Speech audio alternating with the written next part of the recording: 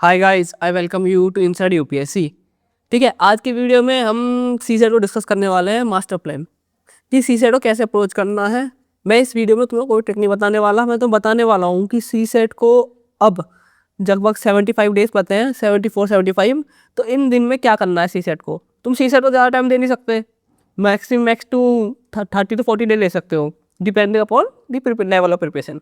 ठीक है, तो अब इस वीडियो में तुम्हें हार्डर में बताऊँगा, बट हार्डर है और इसमें चांस ज़्यादा है सक्सेस के। ठीक है, अब कोई पहली बार सीसेट देख रहा है, अगर मान लो किसका पहला अटेम्प्ट है, तो 3 कंपोनेंट होते हैं सीसेट में। एक होता है रीडिंग कॉम्प्रिहेंशन, जिसे मैं रेट करता हूँ कि ईजी टू मॉडरेट आ सकता है। ठीक है ना, आ सकता नहीं है, मेरा मतलब ये है कि ईजी टू मॉडरेट करना आसान होता है। ये मतलब रीडिंग कॉम्प्रिहेंशन को सीखना और करना आसान होता है as compare to math. Math की बात होता है हार्ड होता है, कुछ पोर्शन मैथ के आसान होते हैं, कुछ पोर्शन हार्ड भी होते हैं। तो इसको मैं रेट करता हूँ कि ये हार्ड है भाई, सीखने के लिए भी और करने के लिए भी। तो इसको तुम्हें प्रैक्टिस ज़्यादा करना पड़ेगा। रीडिंग कॉम्प्रिहेंशन को तुम पीवाईक्यू करोगे और तुम्हारा काम बन जाएगा, पीवाईक्यू करो। ठीक है, रीजनिंग की बात करें, ईजी है भाई लर्न करने के लिए, बस पीवाईक्यू के पैटर्न देख लो, सारे जितने पैटर्न पे आ रहे हैं उसको सॉल्व कर लो, तुम्हारा हो जाएगा रीजनिंग का। तो कोई दिक्कत नहीं है। बाकी इनसाइड यूपीएससी है ही तुम्हारा, कोई डाउट होता है तो बताना इस वीडियो के एंड में। ठीक है, अब सबसे इंपॉर्टेंट चीज़ क्या आएगी भाई, सबको ये होता है कि कितने क्वेश्चन अटैम्प्ट करने चाहिए। अब देखो मैं बताता हूँ जो मुझे लगता है कि ऐसा होना चाहिए। देखो सेफ अटेम्प्ट मेरे हिसाब से ये है कि भाई रीडिंग कॉम्प्रिहेंशन में मोर देन 25% होना चाहिए। 25 या 25 ज़्यादा क्वेश्चन अटेम्प्ट की बात कर रहा हूँ मैं, सही गलत की मैंने बात नहीं की, अटेम्प्ट की बात करी है। मैथ में 15 से ज़्यादा क्वेश्चन अटेम्प्ट होने चाहिए और रीजनिंग में 10 से ज़्यादा क्वेश्चन अटेम्प्ट होने चाहिए। ठीक है, तो इन टोटल 50 क्वेश्चन मैं कहता हूँ कि मिनिमम अटेम्प्ट करना ही है तुम्हें।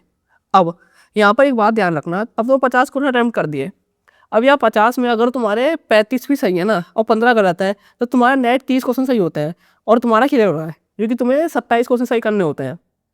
ठीक है, अब तो यहाँ एक मेरी बात याद रखो, ये इंपॉर्टेंट चीज़ है कि भाई 50 क्वेश्चन करने के बाद, अब उसके बाद तुम जितने भी क्वेश्चन करते हो, मान लो उसके बाद तुम 10 क्वेश्चन करोगे, तो हर 30 से 3 क्वेश्चन में तुम्हें लिबर्टी है कि तुम 2 भी गलत कर दो।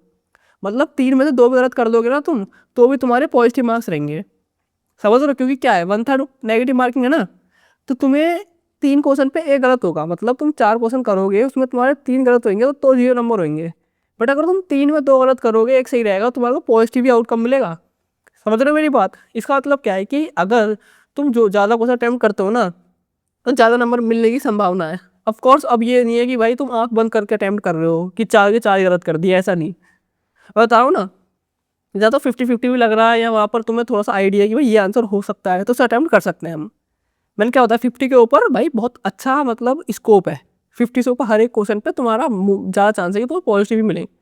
मैंने दिखाया ना, तुम्हें 3 में से 2 भी गलत करोगे, तुम 1 ही सही करना, तुम्हें 3 में से बस 1 सही, तो भी तुम्हें पॉजिटिव आउटकम मिलने वाला है। ठीक है, तो इस बात का ध्यान रखना। मॉक टेस्ट देते हो उसमें अप्लाई करो ये सब चीज़ें। ठीक है, और पीवाईक्यू दोगे तो उसमें भी अप्लाई करो। अपना एक क्या बोलते हैं सेफ लिमिट ढूंढो कि कितने क्वेश्चन तुम्हें अटैम्प्ट करने हैं। मैंने 50 मिनिमम बताया भाई, 50 से तो ज़्यादा ही करने हैं तुम्हें। मतलब करने को तो तुम लोगों क्लियर तो 45 पे भी हो जाएगा, 40 पे भी हो जाएगा, पर वहाँ पर एक्यूरेसी बहुत ज़्यादा है ना। यहाँ मैं एक्यूरेसी को नॉर्मल लेके चल रहा हूँ। ठीक है, चलो अब आए बात करते हैं कंपोनेंट वाइज कि रीडिंग कॉम्प्रिहेंशन कैसे अप्रोच करेंगे हम और सीसेट कैसे अप्रोच करेंगे। रीडिंग कॉम्प्रिहेंशन को बात करते हैं पहले। अब रीडिंग कॉम्प्रिहेंशन में क्या है ना, 2 तरीके हैं सॉल्व करने के। एक है क्लासिकल तरीका, ठीक है, और एक है मॉडर्न तरीका। अब क्लासिकल तरीके में क्या होता है ना, क्लासिकल तरीके में हम पहले पैसेज को पढ़ेंगे, फिर क्वेश्चन को पढ़ेंगे और फिर तुरंत ही आंसर निकालेंगे, मतलब आंसर टिक करेंगे। ठीक है, तो इसके पीछे लॉजिक है कि अब अगर तुमने कुछ पैसेज पढ़ा, तो तुमने अगर क्वेश्चन नहीं पढ़े तो तुमने पैसेज पढ़ा है, तो तुम्हें आइडिया है कि तुम्हारे पैसेज में क्या बात हुई है, तो वहाँ से तुम डायरेक्टली कुछ ऑप्शन को एलिमिनेट कर सकते हो जिनके बारे में कुछ चर्चा ही नहीं हुई है पैसेज में। ठीक है, बट अगर तुम क्वेश्चन पढ़ के पैसेज को पढ़ोगे तो उससे क्या होगा कि तुम्हारे दिमाग में पहले वो बात चली गई है। अब तुम जो तुम्हारा ऑप्शन था उसमें क्वेश्चन में तुमने पहले पढ़ लिए, अब तुम पैसेज पढ़ोगे ना तो तुम्हारा दिमाग खुद ढूंढेगा उसे, अगर वो होगा भी नहीं तुम्हें ये लगेगा कि यार मैंने पढ़ा है भाई। इसलिए ये क्लासिकल वे में ये फ़ायदा है कि तुम क्वेश्चन को पैसेज को पहले पढ़ोगे तो उससे ये है कि तुम्हारे पे एक आइडिया हो जाएगा पैसेज किस बारे में बात कर रहा है, और उस आइडिया से तुम बाकी ऑप्शन को एलिमिनेट कर सकते हो जो पैसेज में है ही नहीं। मीन्स अगर WTO की बात चल रही है, वर्ल्ड ट्रेड ऑर्गेनाइजेशन की बात चल रही है और ऑप्शन में क्या बोलते हैं वर्ल्ड इकोनॉमिक फोरम दे रखा है या IMF दे रखा है तो तुम उसे एलिमिनेट कर सकते हो ना। बट अगर तुमने ऑप्शन पहले पढ़ लिए फिर क्वेश्चन पढ़ा तो WTA घूमता रहेगा, तुम्हारे दिमाग में IMF घूमेगा। तो ये इसके पीछे का लॉजिक है। मॉडर्न तरीका क्या कहता है? मॉडर्न तरीका कहता है कि पहले हम क्वेश्चन पढ़ेंगे, फिर क्वेश्चन पढ़ के कुछ क्वेश्चन उसको एलिमिनेट कर देंगे डायरेक्ट। कैसे करेंगे एलिमिनेट? वो जो हमने GS की ट्रिक सीखी है ना एलिमिनेट की, भाई किसी का क्रिटिसिज्म हो रहा है या किसी एक बंदे पे ही पूरा लोड डाल दिया, तो ऐसा ये सब ट्रिक अगर तुम बोलोगे तो बता दूंगा, बट मुझे ज़्यादा यूजफुल नहीं लगती है। हाईवर इससे क्वेश्चन होते हैं, ये मानता हूँ, ठीक है। और ये कहता है कि पहले क्वेश्चन पढ़ लो और एलिमिनेट कर दो। अगर तुम्हारे 3 एलिमिनेट होगा क्वेश्चन, तुम्हारा आंसर आ जाएगा। बट अगर तुम्हारे क्या बोलते हैं 2 एलिमिनेट हुआ तो फिर क्वेश्चन पढ़ दो, मतलब तुम पैसेज पढ़ दो, ऐसा होता है, उसका आंसर कर लो। अब जो मेरा पर्सनल क्या बोलते हैं बैलेंस शिफ्ट होता है ना, वो सी की तरफ होता है क्लासिकल के ऊपर रीडिंग कॉम्पिटिशन में, कि क्लासिकल पहले पैसेज पढ़ के मैं क्वेश्चन करता हूँ, क्योंकि भाई रिस्क नहीं ले सकते। मतलब यार एक एलिमिनेशन गलत होता है, सी सेट में क्या है बॉर्डर लाइन पे तुम खत्म होते हो, मोस्टली लोग बॉर्डर पे खत्म हो जाते हैं, है नहीं, 1 नंबर से कोई खत्म हो गया, कोई 2 नंबर से, वहाँ पर तुम ये रिस्क लेना मुश्किल है ना, ठीक है, कि भाई क्वेश्चन से एलिमिनेट कर रहे हो, क्या पता यार तुमने जो चीज़ सीखी वो एलिमिनेट ना हुई हो उसमें सी सेट में, क्योंकि सी सेट तो क्वेश्चन के उसके पैसेज के ऊपर बेस है ना। तो पैसेज क्या खास से लिया है एग्जामिनर ने, उसका जो पैसेज जिसने बनाया था उसने क्या सोच के पैसेज बनाया था, उस सब पे डिपेंड करता है, ठीक है। तो ऐसा है ये। बाकी मैं अगर कोई यूज़ कर रहा है ना पहले एलिमिनेशन फिर पैसेज पढ़ रहा है, तो मैं भी उसके अगेंस्ट नहीं हूँ। अगर तुम्हें अच्छा आउटपुट दे रहा तो कर सकते हो। बाकी मैंने अपना बता दिया कि बैलेंस मेरा शिफ्ट होता है क्लासिकल पे, ठीक है। तो रिकमेंडेशन मैंने सब बताई है कि भाई वो ये जो मैंने बताया, पहले पैसेज पढ़ेंगे हम, फिर को रीड करेंगे क्वेश्चन, जिससे कि जो ऑप्शन का कुछ रिलेटेड नहीं है ना पैसेज से, उसे एलिमिनेट कर दें हम। अब दूसरा है कि क्वेश्चन करते समय लॉजिक एलिमिनेशन करेंगे, जब क्वेश्चन करेंगे जब ही है, पहले पैसेज पढ़ेंगे। बाकी ये मेरी पर्सनल रिकमेंडेशन है, अगर तुम एलिमिनेशन से करते हो तो वो भी कर सकते हो, मुझे कोई दिक्कत नहीं है, ठीक है। अब आ जाओ मैथ पे। मैथ में भी 2 तरीके हैं, क्लासिकल और मॉडर्न। क्लासिकल है फॉर्मूला बेस, ठीक है। अब मैं ये नहीं कहूँगा कि भाई क्लासिकल क्वेश्चन नहीं आते हैं, मॉडर्न क्वेश्चन नहीं आते हैं, क्लासिकल क्वेश्चन भी आते हैं, फॉर्मूला बेस्ड क्वेश्चन भी आते हैं। बट फॉर्मूले लगभग सबको पता होते हैं भाई, जो भी पेपर देने जा रहा है ना उसे पता होता है फॉर्मूले, उसने थोड़ा बहुत यूज़ भी किया होता है। एक है मॉडर्न वे, वो है वैल्यू पुटिंग वे, एक क्वेश्चन को फॉर्मूला ना करके उसमें हिट एंड ट्रायल लगाए, ये वैल्यू डाल के सॉल्व करे। अब मैं जो मानता हूँ, मेरा पर्सनल ये क्या बोलते हैं सजेशन रहेगा कि भाई यही चीज़ है जो तुम्हारा सीसेट क्लियर करवाएगा, और ये चीज़ है जो रुकवा सकता है। अगर तुमने मास्टर कर लिया ना वैल्यू पुटिंग मेथड को, तो जो फॉर्मूला बेस्ड क्वेश्चन है वो भी कर सकते हो तुम। बट अगर तुमने फॉर्मूला बेस्ड क्वेश्चन सीख रखे हैं तो तुम जो मॉडर्न वे के क्वेश्चन है ना वैल्यू पुटिंग के, वो तुम सॉल्व नहीं कर सकते, ठीक है। तो इस बात का ध्यान रखना है हमें। अब जो मेरा पहले से शिफ्ट है वो है मेरा मॉडर्न वे पे, वैल्यू पुटिंग पे, और क्लासिकल से थोड़ा ज़्यादा है। बट इसका मतलब ये नहीं है कि तुम फॉर्मूला नहीं पढ़ोगे, फॉर्मूला ही पढ़ोगे तुम, ऐसा नहीं है कि फॉर्मूला नहीं पढ़ोगे। अब जो मेरी रिकमेंडेशन है ना कि भाई देखो हम दोनों को, हमें क्या बोलते हैं, हम दोनों मतलब मैं और जो ये तुम वीडियो देख रहे हो वो, हम दोनों को दोनों चीज़ परफेक्ट करनी है नहीं, क्लासिकल वे भी परफेक्ट करना है, मॉडर्न वे भी। अब मोस्ट प्रोबेबली क्लासिकल वे तुम्हें पता ही होगा, बट हो सकता है कि मॉडर्न वे तुम्हारी प्रैक्टिस नहीं है। मॉडर्न वे को सीखने का एक ही तरीका प्रैक्टिस, जितने ज़्यादा क्वेश्चन करोगे उतना तुम्हें आइडिया होगा कि भाई कहाँ कहाँ कैसी वैल्यू पुट होनी है, कहाँ पर तुम वैल्यू 0 पुट करोगे, कहाँ पर तुम 2 पुट करोगे, कहाँ पर 1 करोगे, ऐसा। तो जितने ज़्यादा तुम प्रैक्टिस करोगे ना उससे तुम अकोमोडेट हो जाओगे इन सब स्किल से, और ये स्किल तो बहुत काम आने वाले एग्जाम में, मेरी बात याद रखना। अगर तुमने ये चीज़ कर ली ना मॉडर्न वे वाली है, तो बता रहा हूँ कि तुम्हारा सक्सेस रेट ना कम से कम 20 से 30% बढ़ जाएगा, अब जितना भी है। चलो वैल्यू पुटिंग का प्रैक्टिस करेंगे हम, ठीक है, ज़्यादा प्रैक्टिस करनी पड़ेगी, और जितने भी क्वेश्चन सॉल्व करें हम उसमें कोशिश करें पहले वैल्यू पुटिंग से करें, फिर फॉर्मूला बेस की सोचेंगे हम, ठीक है। तो फैमिलियरिटी बनाना पड़ेगा इसमें नंबर्स के साथ, और नंबर साथ फैमिलियरिटी चाहिए बनेगी जब नंबर सिस्टम को तुम मास्टर करोगे, ठीक है। तो नंबर सिस्टम को मास्टर करो, कैसे मास्टर करोगे भाई, प्राइम नंबर क्या होते हैं, प्राइम नंबर याद करो सारे 100 तक, 100 तक नहीं तो 50 तक याद कर लो, ठीक है। और क्या बोलते हैं कॉम्प्लेक्स नंबर, रियल नंबर, ये सब, और होल नंबर, ये सब नंबर पता होना चाहिए तुम्हें, क्योंकि हो सकता है कि जो मेरे को शिफ्ट लग रहा है ना, अब जो स्टैंडर्ड वाला क्वेश्चन आ रहा है मैथ में, वो इंस्पायर्ड है बाय दी CDS में भी वैसे क्वेश्चन आता है लगभग, तो वहाँ पर वो रियल और होल नंबर पूछ चुका है, और हो सकता है वो लग रहा है कि 2026 के सीसेट में रियल और होल नंबर के ऊपर क्वेश्चन आ सकता है, ठीक है। तो इन सब चीज़ों को याद रखना, बहुत बेसिक है बट इम्पॉर्टेंट है, ठीक है। आ जाओ, ये है हमारा अब रीजनिंग। रीजनिंग की बात करें अगर, तो रीजनिंग बस तुम्हें करनी है PYQ, पैटर्न के साथ फैमिलियरिटी करो, PYQ करो, जो नहीं आता वो सीखो। ठीक है, बहुत आसान क्वेश्चन आते हैं भाई इसमें, डायरेक्शन के क्वेश्चन आते हैं भाई, 100% हिट होने चाहिए। फैमिली ट्री के क्वेश्चन आते हैं, ठीक है, फैमिली ट्री के क्वेश्चन आते हैं, 100% हिट होने चाहिए। ऐसे क्वेश्चन नहीं छोड़ सकते तुम।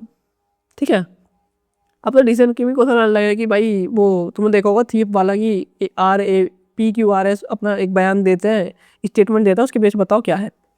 ऐसे क्वेश्चन भी आते हैं। ठीक है, अब भाई देखो, मैथ में जितना तुम इनोवेटिव रहोगे ना, इनोवेटिव मेरा मतलब क्या है, मॉडर्न वे, ज़्यादा तुम्हारा मॉडर्न वे रहेगा ना, उतना ज़्यादा तुम्हारा फायदा रहेगा। तो हम देखते हैं अब कि भाई वैल्यू पुटिंग के मैं तुम्हें 4-5 क्वेश्चन करवा के दिखाता हूँ, जिससे तुम्हें आइडिया हो जाएगी वैल्यू पुटिंग से मेरा मतलब क्या है। ठीक है, चलो ये अगला क्वेश्चन देखते हैं कि जो कि आसान क्वेश्चन पहले तो करके दिखाता हूँ। इसमें जैसे वैल्यू पुटिंग है, इसमें वैल्यू पुटिंग रहेगी, इसमें बताता हूँ सबसे आसान क्वेश्चन है, इसके हिसाब से फिर हम लेवल बढ़ाएंगे। ठीक है, पहला क्वेश्चन है कि भाई इसने पूछा है कि ratio of maximum value of x plus y to minimum value of x minus y. X और वाई की वैल्यू दे रखी है। अब maximum value of x plus y कब होगा, जब x और y सबसे ज़्यादा होंगे। तो x की सबसे ज़्यादा वैल्यू क्या हो सकती है, 8 हो सकती है, तो 8। y की सबसे ज़्यादा वैल्यू क्या हो सकती है, 7, तो +7, तो आ जाएगा 15 हमारा। फिर कह रहा है minimum value of x minus y. Minimum value कब होगी, जब x कम हो और y बहुत ज़्यादा हो। तो x सबसे कम क्या होगा, 4 होगा, माइनस है y सबसे ज़्यादा क्या होगा, 7, तो कितना आएगा, -3। तो मतलब क्या आएगा, 15/-3। है कहीं ऑप्शन ऐसा, नहीं है, तो डी आंसर है इसका। ठीक है, तो ऐसे होना है, सिंपल क्वेश्चन है ये, मैं तो करके दिखा रहा हूँ, टाइम लग रहा है, वो बहुत जल्दी हो जाएगा। अब देखो ये क्वेश्चन तुम्हें एक क्लासिकल एग्जाम्पल है, जिससे तुम्हें पूरा अंडरस्टैंड हो जाएगी वैल्यू पुटिंग क्या होता है और कैसे यूज़ करते हैं। जैसे स्टेटमेंट वाला क्वेश्चन है, इसमें स्टेटमेंट दे रखी है 2 और पूछा कौन सही है। अब जो स्टेटमेंट सही गलत कैसे पता चलेगी हमें, ये हम पता चलेगी, हम एक वैल्यू लेंगे, उसके हिसाब से स्टेटमेंट पढ़ेंगे। अगर वो वैल्यू के जो चेंज कर रहे हैं हम स्टेटमेंट के हिसाब से वही सही सेम आ रहा है, तो वैल्यू स्टेटमेंट सही है, और अगर नहीं आ रहा तो स्टेटमेंट गलत है। अब देखते हैं, मैं बताता हूँ कैसे। पहले से वो there exist a natural number which when increased by 50% can have its number of factor unchanged। तो क्या है, एक नंबर है, उसे अगर हम 50% से बढ़ाएं तो उसके नंबर ऑफ फैक्टर हो सकता है कि भाई अनचेंज रहे। तो इसमें सबसे आसान एग्जांपल क्या है, 2 ले लो तुम, 2 का 50% बढ़ाना बहुत आसान है ना। 2 का 50% बढ़ाओगे कितना हो जाएगा, 3, है नहीं। 2 का 50% 1 होता है, तो 1 बढ़ाओगे इसमें 3 हो जाएगा। अब क्या है, नंबर ऑफ फैक्टर, 2 के नंबर ऑफ फैक्टर क्या है, 1 और 2। 3 का नंबर ऑफ फैक्टर क्या है, 1 और 3। तो इसके भी 2 थे, इसके भी 2 थे, मतलब स्टेटमेंट सही है। ठीक है, और तुम्हें वैसे देखो इसने क्या कहा, there exist a natural number. यहाँ पर तुम एक नंबर ले लो कोई, उससे तुम्हारा सॉल्व हो गया तो हो जाएगा, और उसका नहीं हुआ सॉल्व तो नहीं होगा। ठीक है, 2 डाल, तुम सबसे आसान वैल्यू यहाँ पर हम 2 लेते, हो गया। अब अगले पे आ जाओ, सेकंड है, सेकंड कह रहा है there is exist a natural number which when increase by 150% can have its number of factor unchange. ठीक है, तो सेम स्टेटमेंट आप कह रहा 50 से बढ़ा दो तो भी, तो 2 को ले लो, क्या दिक्कत है। अगर 2 को ले लो तो 150% कितना होगा, 100% बढ़ाएंगे तो क्या होगा, 2 बढ़ेगा, 50% और तो 1, तो मतलब 2 + 1 बढ़ेगा। 150 का मतलब क्या है, 100 + 50 है ना, 100 मतलब डबल कर दो तो 4 हो गया, और 2 का 50% 1, तो एक तरीके से 2 + 1 हो गया, तो 3 बढ़ेगा ना इसमें, तो 5 हो जाएगा। ये तुम्हें आसानी के लिए बताया, वैसे अगर तुम थोड़ा बहुत तुम्हें प्रैक्टिस करोगे तो पता होगा 2 का 150% बढ़ाओगे, या 2 का 150% निकालो पहले तुम, तो 2 का 150% निकालोगे 3 होगा, 3 प्लस करोगे 2 में 5 आएगा। ठीक है, बट आसानी है, इसकी प्रैक्टिस करोगे ये सब चीज़ें, अगर तुम्हें समझ नहीं आ रही है कि 150% बढ़ के 5 कैसे हो रहा है, तो भाई बहुत ज़्यादा प्रैक्टिस की जरूरत है तुम्हें, मैं सही कह रहा हूँ। ठीक है, तो 5 हो रहा है। अब देखो 2 के कितने फैक्टर है, 2 ही थे, 1 और 2, 5 है क्या फैक्टर, 1 और 5, तो 2 ही है, तो स्टेटमेंट सही हो गई ना। तो ये क्लासिक एग्जाम्पल है एक तरीके से, ये वैल्यू पुटिंग से कैसे सॉल्व होता है क्वेश्चन, ऐसे सॉल्व होएंगे।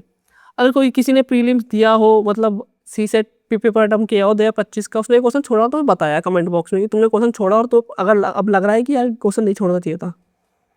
ठीक है, आ जाओ अगला क्वेश्चन, आ जाओ। ये तुम्हारा बस वैल्यू पुटिंग से भी सॉल्व हो जाएगा, लॉजिक से भी सॉल्व हो जाएगा, दिमाग खुला रखो तो भी सॉल्व हो जाएगा। देख कह रहा है कि average of the 3 number PQR is के, है नहीं। तो कह रहा है कि फिर P is as much more than the average as Q is less than average. तो कह रहा है कि जो एवरेज है के एवरेज है, 3 नंबर है P, यानी PQR। तो कह रहा है जितना P एवरेज से ज़्यादा है, मतलब एवरेज जितना ज़्यादा है, के से कुछ ज़्यादा होगा +X, उतना ही Q के से कम है, यानी के से उतना ही कम है। ठीक है, ऐसा। तो कह रहा है कि R क्या होगा, तो भाई अगर तुम एवरेज देखोगे जितना प्लस हुआ है एवरेज में उतना ही माइनस हुआ है। एवरेज क्या होता है? एवरेज ये होगा p plus q plus r divide by 3। ठीक है, तो अब पी प्लस क्यू कुछ चेंज हुआ? पहले जो था वही रहेगा, क्योंकि यहाँ पर अगर मान लो पहले के था पी और क्यू भी क्या बोलते के था और आर भी के है। ठीक है, ये तो वैल्यू पुटिंग है, तीनों को तुम के मान लो, एवरेज है तुम तीनों का एवरेज मान लो। समझ रहे हो मेरी बात?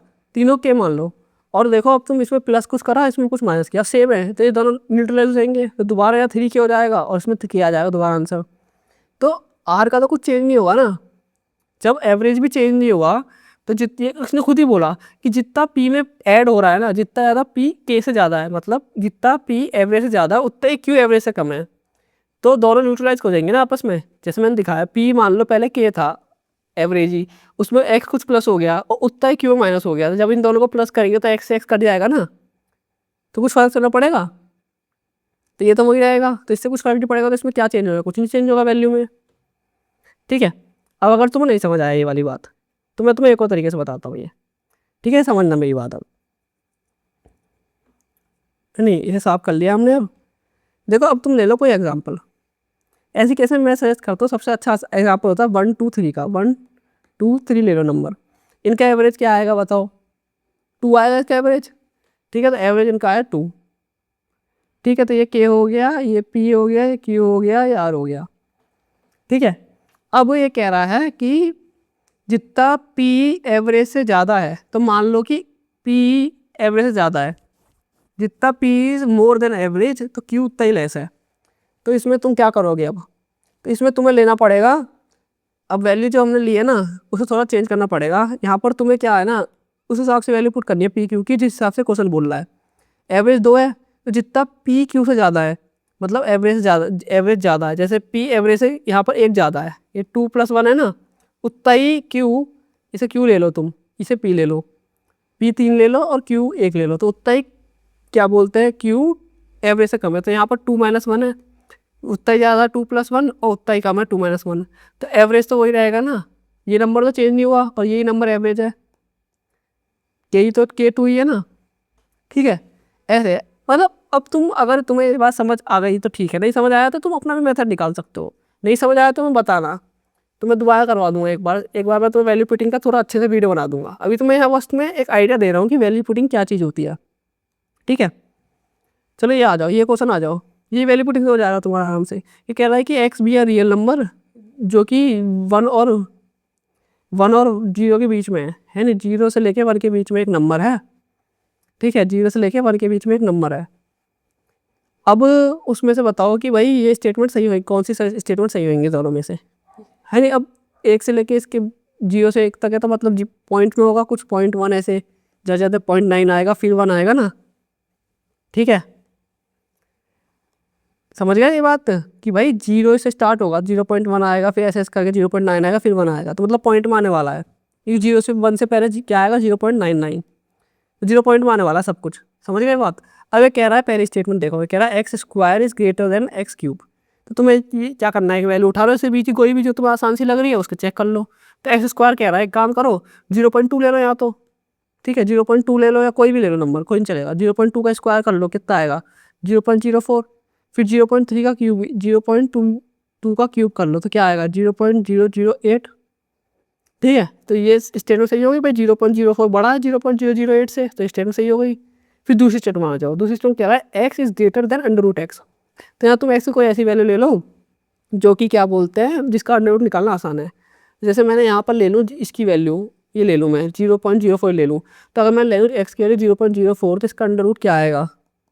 0.2 आएगा, और यहाँ पर 0.04 है, तो गलत हो गया स्टेटमेंट। 0.2 तो 0.004 से बड़ा है, तो इसमें गलत हो गया, इसका आंसर ओनली 1 हो गया।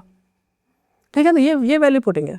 अब तुम अगर प्रैक्टिस करोगे तुम इसमें कुछ भी ले सकते हो, तुम्हारी मर्जी है, तुम 0.16 ले लो, या तुम 0.16 ले लोगे तो 0.4 आ जाएगा। समझ रहे हो ना? जब भी 0.16 जब छोटा लगेगा 0.4 से, ऐसा है। तो वैल्यू पुटिंग में क्या होता है ना, मैं तुम्हें बताता हूँ इसके पीछे का बेसिक लॉजिक क्या है। कि भाई जो स्टेटमेंट होती है ना, वो ऐसी स्टेटमेंट डिज़ाइन होती है कि भाई वो हर कंडीशन में ट्रू होएगी। तो ये क्या है ना, 0 से लेके 1 तक, तो इसमें कोई वैल्यू रखोगे ना तुम, वो उसमें ट्रू ही रहेगी। ऐसा नहीं है कि भाई तुम 0.2 रखोगे तो कुछ ये चेंज हो जाएगी, ऐसा हो ही नहीं सकता कि भाई तुम x² x³ से बड़ा मतलब छोटा हो जाए, ऐसे एक्स ऐसा नहीं हो सकता कि एक अंडर रूट एक्स से छोटा हो जाए, ठीक है, ऐसा। समझ रहे हो मेरी बात? मैं मानता हूँ भाई थोड़ी सी कॉम्प्लेक्स चीज़ें होती है ये, पर तुम प्रैक्टिस करोगे तो पता चलेगा कि भाई ठीक है, ऐसे भी क्वेश्चन होते हैं। अब ये क्वेश्चन आ जाओ, ये क्वेश्चन में क्या है ना, देखो वही कह रहा है कि भाई how many possible value of the p q r possible, है नहीं, p plus q r possible for satisfying this, है नहीं, one p q one upon p one upon q one upon r equals to one, p q r natural number. अभी क्या है, not necessary क्या बोलता है डिस्टिंक्ट। तो पहले तो देख लो भाई 3 है ये, तो अगर इसमें डायरेक्ट हम ये लिख दें 1/3 1/3 तो 1 आ जाएगा, ठीक है। तो इसकी एक तो वैल्यू हो गई क्या, 3 + 3 + 3 9। फिर एक वैल्यू तुम करोगे 1/2 + 1/4 + 1/4, जो कि 1/4, क्योंकि ये जो है ना 1/4 1/2 बन जाएगा तो फिर 1 हो जाएगा। तो ये वैल्यू हो जाएगी 2 + 4 + 4 = 10। दो अलग वैल्यू आ गई, इसका मतलब क्या है, ये ऑप्शन खत्म, ये ऑप्शन खत्म। तो या तो आंसर अब ये होगा, इससे ज़्यादा होगा 3 4, ठीक है। अब अगली वैल्यू क्या आएगी, इसमें अगली जो वैल्यू आती है ना वो होती है 1/2 से + 1/3 + 1/6, इससे ही 1 आता है। तो इससे क्या वैल्यू आएगी, इससे आएगी 11। इसकी यही 3 वैल्यू आ रही है, इसलिए इसका आंसर सी है, ठीक है। तो एग्जाम हॉल में मैं अगर मानता हूँ भाई तुम्हें ये वाली वैल्यू नहीं याद आई, तुम एटलीस्ट ये दोनों तो एलिमिनेट कर ही सकते थे, ठीक है, ऐसा भी है। ये क्वेश्चन मैं मानता हूँ थोड़ा सा लेवल बाकी सबसे थोड़ा सा ऊपर है, बट मैं दिखाना चाहूँगी भाई वैल्यू पुटिंग कैसे सॉल्व होता है। मैंने तुम्हें कुछ क्वेश्चन करके दिखाए, बहुत सारे क्वेश्चन हो सकते हैं वैल्यू पुटिंग से, ठीक है, वैल्यू पुटिंग से बहुत सारे क्वेश्चन हो सकते हैं। अब हम बात करते हैं कि भाई देखो अब तुम्हें क्या करना चाहिए, मैं आइडियली अब तुम्हें क्या करना चाहिए, आइडियल वेज से आएगा, ठीक है। देखो अब तुम्हें क्या करना, आरसी प्रैक्टिस करोगे, अगर तुम यही मान रहे हो तो क्लासिकल वे से, ठीक है। जो मैथ्स है, फॉर्मूले अगर तुमने आज तक नहीं पढ़े तो फॉर्मूले सारे याद कर लो, और कुछ फॉर्मूले क्वेश्चन की प्रैक्टिस कर लो। और प्रैक्टिस करो कैसे, अगर तुम्हारे को थोड़ा भरोसा अपने ऊपर कि भाई तुम्हारा मैथ थोड़ी स्ट्रॉन्ग है तो तुम यूपीएससी क्वेश्चन कर लो बस। अगर तुम्हारी थोड़ी मैथ वीक है ना, तो तुम एक काम करो, सीडी ऐसे क्वेश्चन भी कर लेना, एक दो मतलब 2025 से कर लो बस, दोनों पेपर के मैथ क्वेश्चन कर लेना बस, मतलब होंगे नहीं तुमसे, बट तुम समझ लेना कैसे कैसे क्वेश्चन हुए हैं। अब यहाँ पर तुम्हें वैल्यू पुटिंग पर ध्यान देना है, इसमें दूसरी स्टेटमेंट जो है ना वह है वैल्यू पुटिंग या कह लो मॉडर्न वे। तो तुम्हें वैल्यू पुटिंग का प्रैक्टिस करनी है बहुत ज़्यादा। ये वैल्यू पुटिंग की तुम सीडीएस में सीडीएस के पेपर में भी लगा सकते हो, और क्या बोलते हैं यूपीएससी के पेपर में भी लगाओगे, दोनों में लगाओगे, ठीक है। वैल्यू पुटिंग भाई बहुत अच्छी चीज़ है भाई, तुम एक बार सीख गए ना तो तुम चाहे सीधे से पेपर दे लो, किसी का पेपर दे लो, वैल्यू पुटिंग तुम कट ऑफ पार कर सकते हो आराम से, ठीक है। तो मैं मेरा जो इस वीडियो का मेन मोटिव है ना, वो मेरा मॉडर्न वे पे, मैथ का मॉडर्न वे और रीडिंग कॉम्प्रिहेंशन का क्लासिकल वे, इन दोनों फोकस है। बाकी बात रही रीजनिंग की, तो कुछ नहीं है, प्रैक्टिस कर लो, और प्रैक्टिस करने के बाद प्रैक्टिस कर लो, और एक दो चीज़ तुम्हें रीजनिंग पता होना चाहिए, जैसे वो होते हैं ना अल्फ़ाबेट ABC, इनका नंबर। तो इसकी एक वीडियो है यूट्यूब पे, मैं तो शेयर कर दूंगा, मेरे टेलीग्राम पे देख, मेरी टेलीग्राम ज्वाइन कर लो, तुम्हें टेलीग्राम है इनसाइड यूपीएससी, उसमें मैं तुम्हें एक वीडियो शेयर करूँगा। उसमें जो जिन्होंने वो वीडियो बनाई है उन्होंने वो बता रखा है कि ABCD ये सब जितने भी है अल्फ़ाबेट, इनका नंबर कैसे याद करना है, ठीक है, मतलब ट्रिक से बता रखा है उन्होंने। जैसे कि ये क्या बोलते हैं P है, तो इन्होंने बता रखा है कि P का उल्टा कर दो तो 6 बनेगा, H है तो H को पूरा कर दो तो 8 बन जाएगा, ऐसे बता रखा है। जैसे G है, 7 है, इसमें 7 छुपा हुआ है G में, तो ऐसे 7, तो उन्होंने ऐसा बता रखा है। अगर उनका कंटेंट है तो मैं उनकी वीडियो शेयर करूँगा, मैं ही बता सकता हूँ हालांकि, बट मैं उनका शेयर कर दूँगा, क्या बोलते हैं उनकी वीडियो है, पहले तो वही देखना आप, ठीक है। उसमें उन्होंने वही बता रखा है कि अपोजिट वर्ड कैसे याद करने हैं, ठीक है। जैसे लव होता है और इसमें LO अपोजिट होते हैं, VE अपोजिट होता है, तो ऐसे तुम लव से याद कर सकते हो, L और O अपोजिट है और V और E अपोजिट है। ऐसी ऐसी बहुत सारी चीज़ें तो मिलेंगी। तो वो वीडियो मैं इनसाइड यूपीएससी के उस पर टेलीग्राम पे शेयर कर दूंगा, तो टेलीग्राम जरूर ज्वाइन कर लेना, ठीक है। और यार देखो थोड़ा सा सपोर्ट दिखाओ यार, इसे वीडियो को लाइक करो और कमेंट करके मुझे बताओ कि यार जो मैं तुम्हें बता रहा हूँ ना इसमें, क्या ये चीज़ तुम्हारे लिए हेल्पफुल है। अगर हेल्पफुल है ना तो यार किसी अपने दोस्त को भी बताओ, उसका तुम्हारा कोई दोस्त हो, बेस्ट फ्रेंड हो जो तुम्हारे साथ प्रिपेयर कर रहा हो, उसे भी दे दे, क्या पता है उसका भी CSET रुक रहा हो, उसका CSET पास हो जाए अब, ठीक है। तो मैं एक बार समराइज़ कर देता हूँ कि वीडियो क्या है, ठीक है। तो समराइज़ करना है हमें, तो एक खाली पेज लेना पड़ेगा। ये है, चलो खाली पेज समराइज़ करते हैं। देखो, रीडिंग कॉम्प्रिहेंशन तुम करोगे क्लासिकल वे से, मैथ्स करोगे मॉडर्न वे से, प्लस थोड़ा सा फॉर्मूला बेस। तो मेन फोकस हमारा यहाँ रहेगा क्लासिकल पे। रीजनिंग करोगे तुम, क्या बोलते, पैटर्न देख लेना, सारे PYQ जो भी आए हैं उससे सॉल्व हो जाएंगे। और रीजन, अब देखो मेरा मेन फोकस तो रीडिंग कॉम्प्रिहेंशन मैथ पे है, बट लॉजिकल रीजनिंग को भाई छोड़ना नहीं है। इसके क्वेश्चन आसान होते हो, करना भी आसान होता है। तो इसकी कोडिंग डिकोडिंग ये सब क्वेश्चन करो भाई, प्रैक्टिस करना। PYQ कर लो प्रैक्टिस, चाहे किसी एग्जाम में कर लेना प्रैक्टिस, चाहे वीडियो देख लेना यूट्यूब पे, बहुत वीडियो मिल जाएंगी आपको, उस पर देखो भाई। फैमिली ट्री के क्वेश्चन प्रैक्टिस करो। प्रैक्टिस ये क्या है ना, ये दो चीज़ जो है, ये बस प्रैक्टिस, जितने ज़्यादा प्रैक्टिस करोगे उतने ज़्यादा नंबर मिलेंगे। और रीडिंग कॉम्प्रिहेंशन में जितना अच्छे से प्रैक्टिस करोगे उतना बढ़िया है ना। इसमें अपना तुम देख लो भाई, मैंने तुम्हें क्लासिकल में बताता हूँ, सजेस्ट करता हूँ, बाकी तुम एक्सपेरिमेंट करके देख सकते हो, जो तुम्हारी मर्जी हो। ठीक है, सो अब इसी वीडियो ख़त्म करते हैं। Bye bye, tata, have a good next shift.